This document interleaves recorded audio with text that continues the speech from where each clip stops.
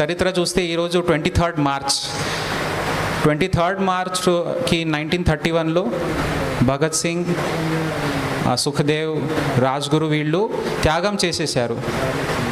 డైరెక్ట్గా ఉరి వేసుకొని మా దేశం కోసం మేము ప్రాణం త్యాగం చేయడానికి రెడీ ఉన్నామని అప్పుడు అన్నారు. ఇప్పుడు అట్లా అంత పెద్ద త్యాగం ఎవరు అడగలేరు మనకి.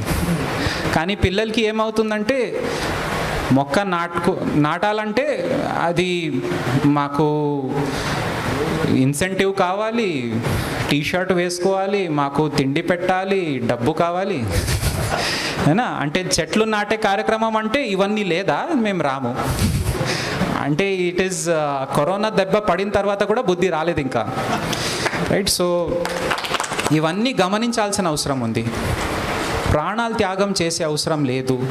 యువత దమ్ము చూపించాలంటే బైక్ మీద తిరిగి సినిమా డైలాగ్ కొట్టడం అవసరం లేదు. పలుగు పార పట్టుకొని ఒక గుంత తవ్వితే వాళ్ళకి అర్థమవుతుంది ఎంత దమ్ముంది. 100% అది మనం ఛాలెంజ్ లాగా ఇవ్వాల్సి ఉంది, చెయ్యాల్సి ఉంది.